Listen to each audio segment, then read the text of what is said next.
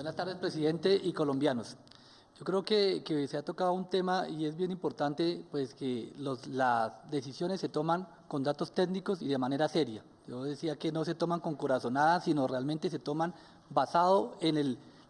seguimiento a los indicadores, el día a día, de cómo es la dinámica de los 9 indicadores que el ministro nos acaba de enunciar y que básicamente ese conjunto y esa dinámica de esos indicadores es lo que nos permiten saber realmente cómo es el comportamiento. A medida que va avanzando el conocimiento, a medida que vamos conociendo información más real, en cada una de las regiones, en cada uno de los municipios, podemos tomar decisiones de una manera mucho más concreta. Y siempre hay una pregunta que el presidente reiterativamente se pregunta a todo el mundo: ¿cuándo llega el pico? ¿El pico es en junio, es en julio, es en agosto? ¿Cuándo nos va a llegar? Y realmente la importancia de esto es tener en cuenta que ese momento de cuándo va a llegar el pico, pues va a depender de nosotros. Y ojalá que no llegue el pico, porque en realidad las medidas que se están tomando desde el gobierno, más las acciones colectivas que deben tomar en los municipios, más lo que usted refiere, la importancia del autocuidado. Si sumamos esas tres acciones de cada uno de los tres, probablemente va a hacer que entre más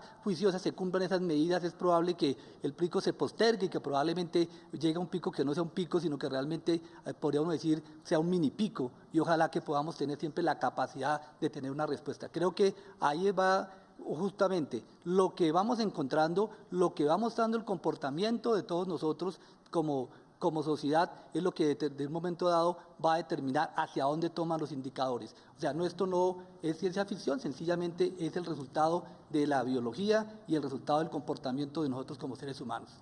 Doctor Carlos, yo no puedo dejar de hacerle a usted esta pregunta porque a mí me la hacen todos los días y me lo hacen ciudadanos, muchas personas con angustia quizás, y también, por supuesto, seres queridos, y es: ¿por qué la recomendación de los expertos también de ir hasta el 30 de junio con el aislamiento de los mayores de 70 años? Yo he hecho esta explicación muchas veces, pero me gustaría también que en la voz suya de experto nosotros le hablemos a esas personas que son productivas, importantes para nuestra sociedad, pero que estamos tomando esta medida para protegerlos a ellos y quizás protegerlos de nosotros, de quienes podemos ser vectores de contagio. Yo quisiera también que usted les hablara a esas personas con su condición de científico, de experto, de por qué esta medida es tan importante.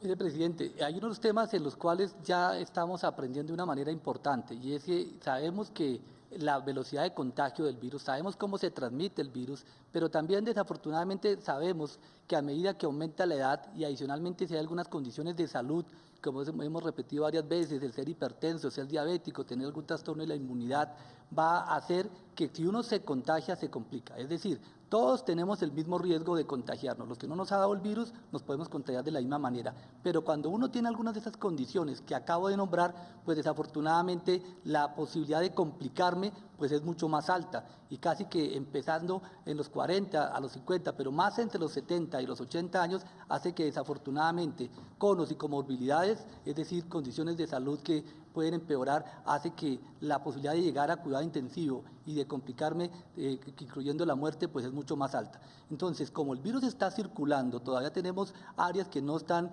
controladas, que se sigue haciendo diseminación o mejor propagación del virus, y en cualquier momento uno podría estar expuesto, pues desafortunadamente la mejor manera de evitar es el distanciamiento físico. Y es importante, distanciamiento físico no significa distanciamiento social, algunas veces lo confundimos. Tenemos que tener en cuenta que justamente lo que necesitamos es que nuestras personas mayores estén en contacto y sigan manteniéndose, incluso se fortalezca ese contacto social. Pero sí es importante el distanciamiento físico, porque la manera de evitar realmente la transmisión es poder separar, y si estamos a 2 metros de distancia, desinfectamos las áreas comunes, nos lavamos las manos, usamos el tapabocas, pues eso va a permitir que si alguien entra a una vivienda donde hay un adulto mayor, pues disminuye el riesgo. Y si viven solamente en un apartamento personas adultos mayores, pues al evitar salir, pues va a evitar que pueda aparecer la infección y por lo tanto la complicación.